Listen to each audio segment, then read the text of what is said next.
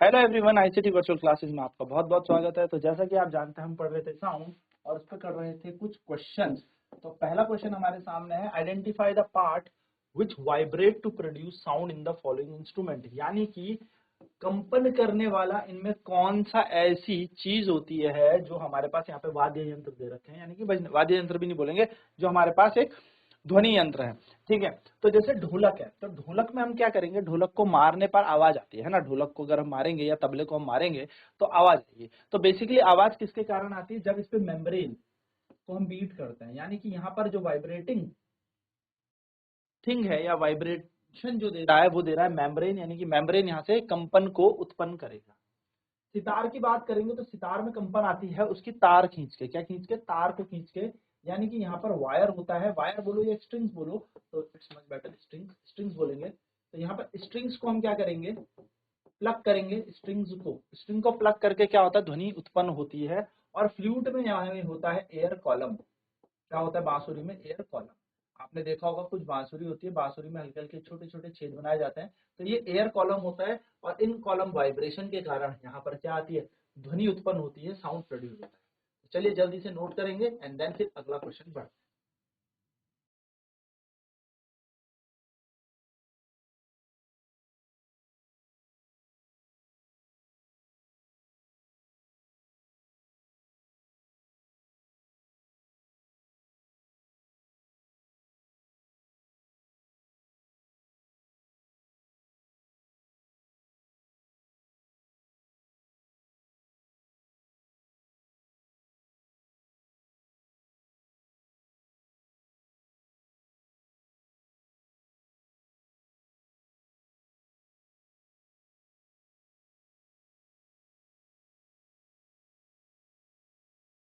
What is the difference between noise and music. Noise और music में क्या अंतर है, यानी कि नॉइज बोलते हैं हल्ला गुल्ला, और म्यूजिक का मतलब होता है ध्वनि, एक साउंड, एक अच्छा सा साउंड जो आपके,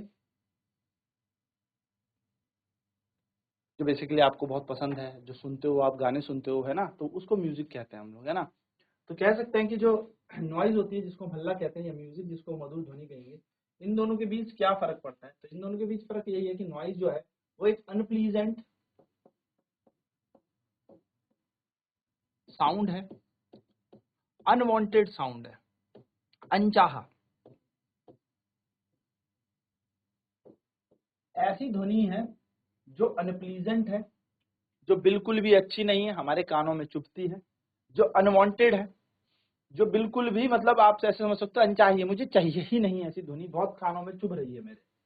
म्यूजिक जो होता है वो एक प्लीजेंट साउंड होता है। कैसा साउंड होता है, प्लीजेंट, प्लीजेंट साउंड होता है। तो मैं आपको यहाँ पर थोड़ा सा इनके बीच का डिफरेंस बता दूं।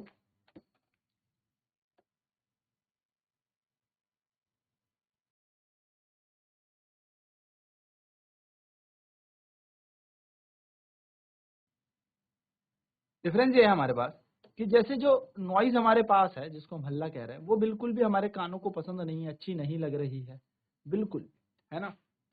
यानी कि नॉइज जो होती है वो होती है अनप्लीजेंट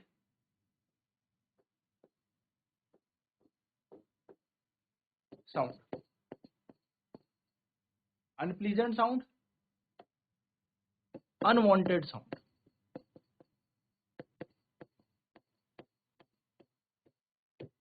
जबकि जो म्यूजिक होता है, यानी कि जो मधुर ध्वनि होती है, वो प्लीजेंट होती है, हमारे कानों में अच्छे से लगेगी, मजा आएगा। तो प्लीजेंट साउंड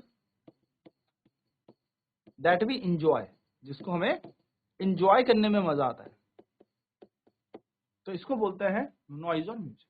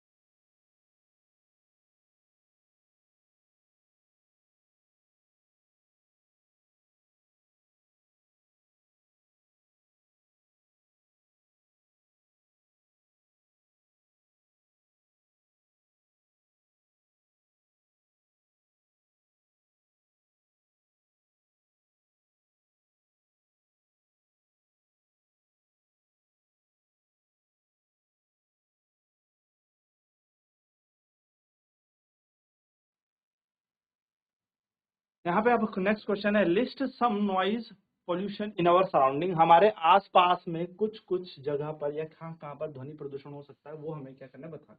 तो ये ध्वनि प्रदूषण हमारे आसपास कहाँ हो सकता है, तो ये जो ध्वनि प्रदूषण हमारे आसपास है वो कहाँ से हमें देखने को मिल सकता है, तो एम्बुलेंस से आपको देख बेसिकली एम्बुलेंस का, वैसे तो ambulance is not for making noise pollution, लेकिन एम्बुलेंस का सायरन करता तो है ध्वनि, तो ambulance it is not pleasant, right.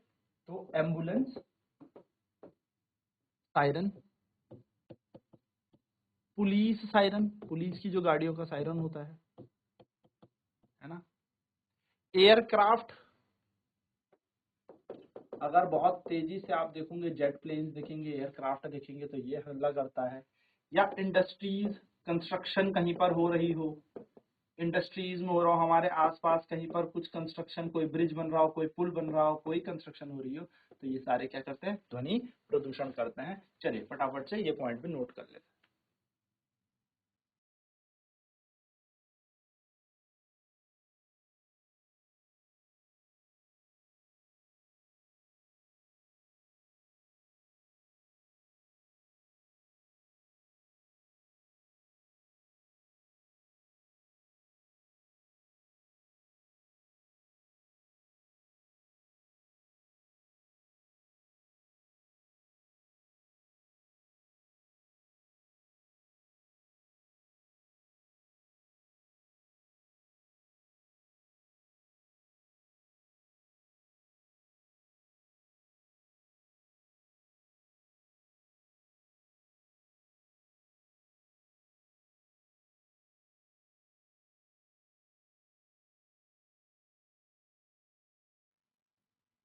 Next question है हमारे पास,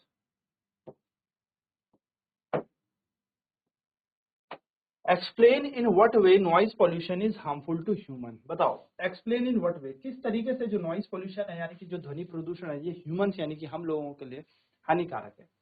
तो जो नॉइज पॉल्यूशन है ये क्रिएट करता है बहुत ज्यादा नॉइज, यानी कि बहुत ज्यादा हल्ला गुल्ला यहाँ से आता है, और ये हमारा हेडेक, हाइपर टेंशन, है ना। हाइपर टेंशन यानी कि हमें क्या कर सकता है, हाई ब्लड प्रेशर कर सकता है, ऐसी दिक्कतें दे सकता है काफी। माइग्रेन की प्रॉब्लम हो सकती है, सुनते रहोगे ध्वनि बहुत देर तक बजती रहेगी तो सर दर्द भी होगा। और सबसे मेन चीज, अगर बहुत ज्यादा लंबे समय तक सुन लिया तो टेम्पररी और परमानेंट, टेम्पररी या परमानेंट हमें क्या हो जाएगी, या मैं यहाँ पे इसको लिख देता हूँ, टेम्पररी और परमानेंट हमें क्या मिलेगी, हियरिंग प्रॉब्लम्स। टेम्पररी और परमानेंट हियरिंग प्रॉब्लम्स। चलिए नोट करेंगे फटाफट।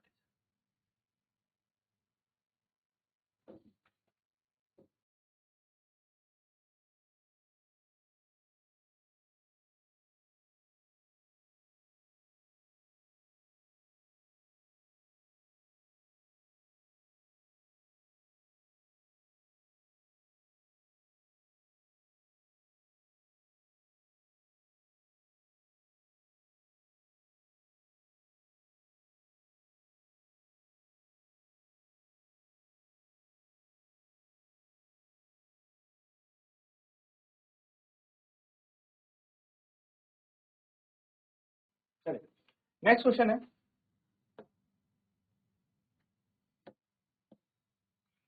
Your parents are going to buy a house. हमारे मम्मी पापा घर लेने गए, माना तुम्हारे मम्मी पापा घर लेने गए, ठीक है। अब घर लेना है उन्होंने, एक हाउस खरीदना है, ठीक है। They have been offered one of the road side, another 3 lane away from the road side. तो उनको ऑफर किया गया, एक तो रोड साइड, रोड के जस्ट बगल में, और एक मिला रोड के 3 लेन छोड़कर यहाँ पर वो मकान है, मतलब रोड ये है और फिर 3 लेन छोड़ के वो घर है, ठीक है। 3 lane away from the road side, which house would you suggest your parent should buy. आप अपने पेरेंट्स को कौन सा घर खरीदने के लिए सजेस्ट करोगे कि रोड के एकदम पास है और रोड से जो एकदम दूर है। Explain your answer.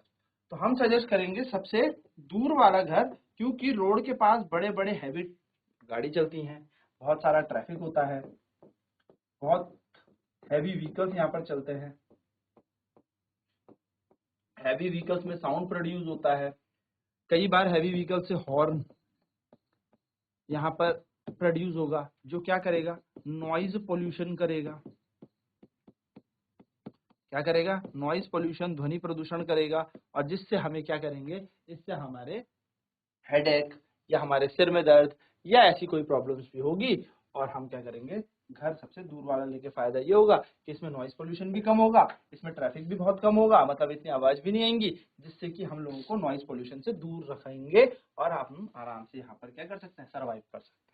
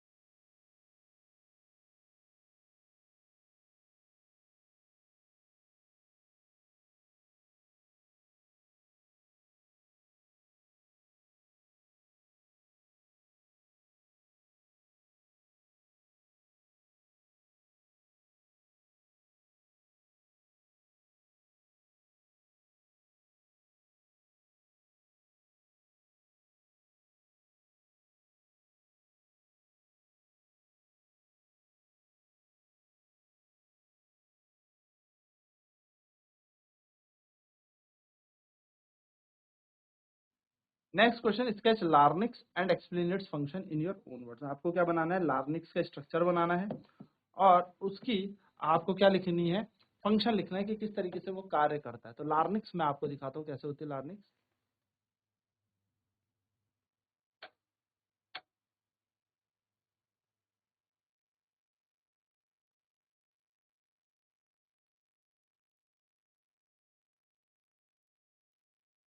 ये हमारी लार्निक्स है ना, और ये इसके फंक्शन यहाँ पे मैंने लिखा। तो ये इस तरीके से आपकी लार्निक्स बनेगी, ये आपको स्केच बनाना है और ये लिखना है आपको कि जो साउंड जो प्रोड्यूस होती है वो लार्निक्स होती है। तो ये लार्निक्स क्या करती है, इसका जो अपर एंड है, विंड पाइप होती है, देखो दो वोकल कॉर्ड होते हैं और स्ट्रेच होता है, यहाँ पर क्या होता है, स्ट्रेच। तो लार्निक्स इस तरीके से काम करती है कि नैरो स्लिट का काम करती है, बहुत पतली सी लाइन देती है जहां से हवा पास हो सके, और जब लंग्स फोर्स करते हैं एयर को तो ये वोकल कॉर्ड वाइब्रेट करे और यहाँ से आवाज आए। तो ये बेसिकली इसका स्ट्रक्चर है। तो हम यहाँ से लिखेंगे,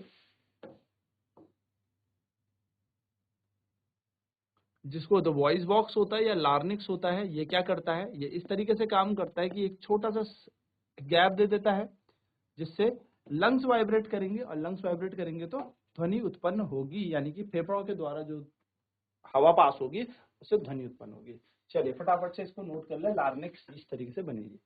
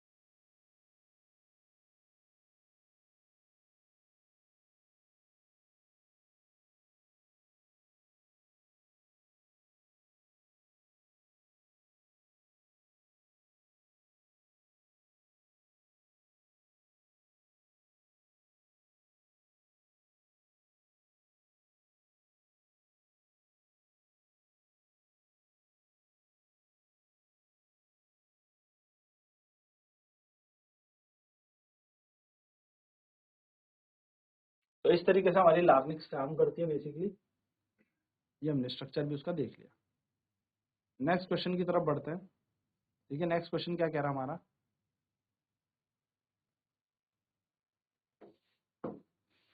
lightning and thunder take place in the sky at the same time at the same distance from us. Lightning यानी कि बिजली चमकनी, और थंडर यानी कि बहुत तेजी से आवाज होना। लाइटनिंग का मतलब होता है बिजली चमकना, और थंडर का मतलब होता है कि बहुत तेजी से आवाज आनी। ठीक है, ये दोनों के दोनों एक ही टाइम पर, एक ही जगह पर, सेम टाइम पर होते हैं। लेकिन हमें बिजली पहले कड़कती हुई दिख जाती है, जबकि हमें उसकी आवाज, जो थंडर की आवाज है, वो बहुत बाद में दिखती है। ऐसा क्यों? तो हम यहाँ पे ये कह सकते हैं, ऐसा क्यों होता है, इसको बता। इसको हम ये कह सकते हैं that lightning and thunder both take place in sky at same time.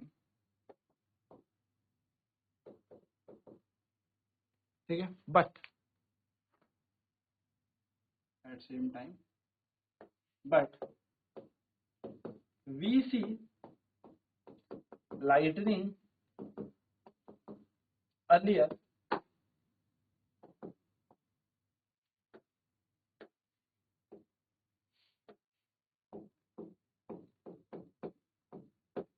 because light travels faster than sound।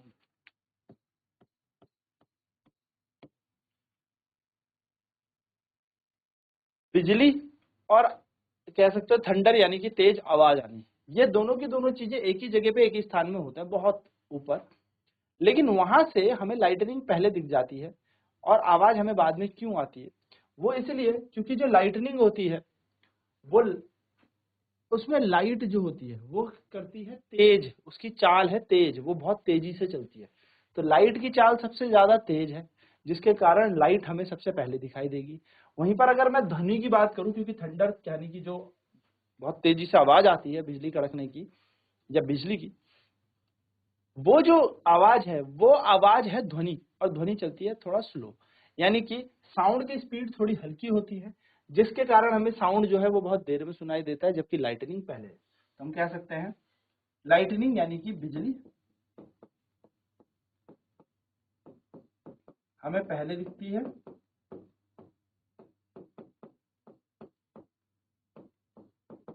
क्योंकि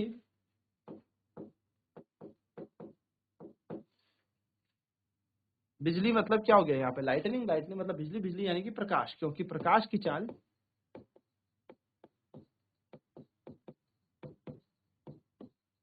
ध्वनि से ज्यादा तेज होती है। चलिए नोट कर लें इस क्वेश्चन को।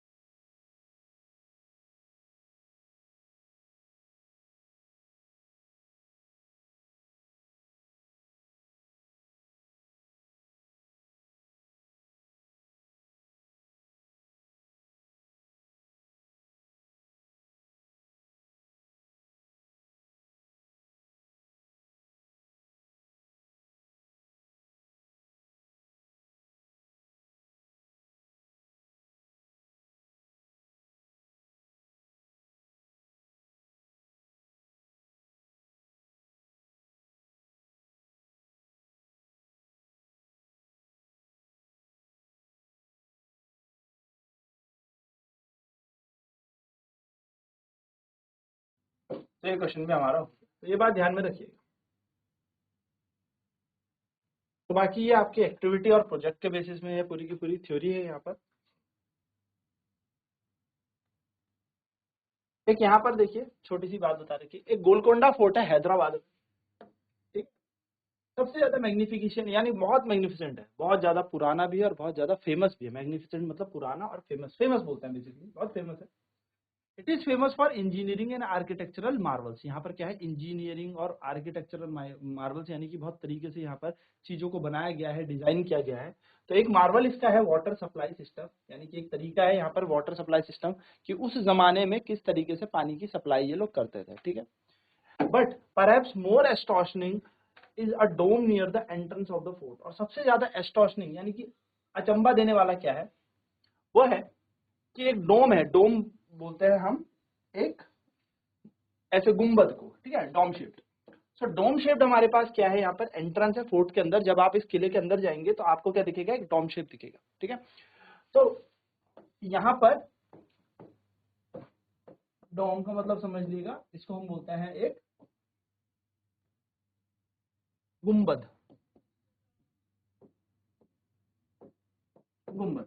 तो गुंबद का यहाँ पर क्या है, जैसे ही आप इसके दरवाजे पे जाओगे तो एक गुंबद सी है, आपने देखे होंगे ना ताजमहल के ऊपर भी एक गुंबद जो डोम शेप्ड है, वैसे ही, ठीक है। तो जैसे ही आप एंटर करोगे, a hand clap at a particular point under the dome reverse split and can be heard at the highest point of the fort। तो जैसे ही आप दरवाजे पे जाओगे और यूं ताली बजाओगे, ये ताली की आवाज इतनी बार गूंजेगी और ये आवाज जाके सीधे हाईएस्ट पॉइंट पर पहुंच जाएगी, यानी कि सबसे ऊपर पहुंच जाएगी। अब ये क्यों की जाती थी, जब कभी पहले के टाइम में कभी वॉर हो जाती थी या कोई ऐसी सस्पिशियस मूवमेंट हो जाए, यानी कि कोई किसी का मतलब समझ लो अटैक हो जाए या कुछ ऐसा हो रहा हो, तो कितना समय लगेगा उसको यहाँ से, मतलब एक कोई अगर सैनिक यहाँ पे खड़ा है, उसको अपनी वो चेतावनी या वार्निंग वहां तक पहुंचाना जहां राजा है या पूरे के पूरे लोग हैं। तो उसको कुछ नहीं करना, उसने सिर्फ गेट में आना था और सिर्फ ताली बजानी थी या हल्ला कर देना था, बोल देना था, और ये आवाज कहाँ चली जाती, उस पीक पॉइंट पर पहुंच जाती, गुंबद के ऊपर तक पहुंच जाती। तो इससे क्या होता कि पूरे के पूरे लोग सचेत हो जाते। ये एक तरीके से इसको डिजाइन किया गया है।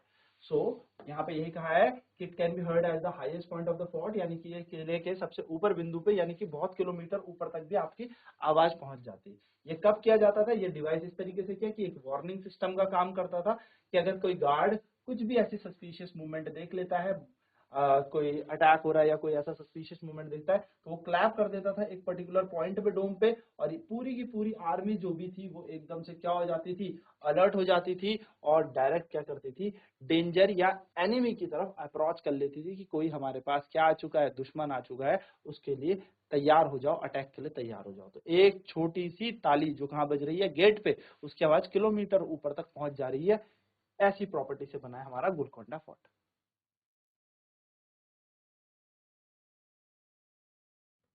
So this was all about the sound. Sound के बारे में हमने सारी चीजें देख ली, ध्वनि के बारे में हमने सारी की सारी क्वेश्चंस कर लिए, थ्योरी इसकी कंप्लीट हो चुकी है। तो आज की क्लास में इतना ही। नेक्स्ट क्लास में हम अगले चैप्टर की बात करेंगे। तो आईसीटी वर्चुअल क्लासेज में जुड़ने के लिए धन्यवाद। आपका दिन शुभ हो।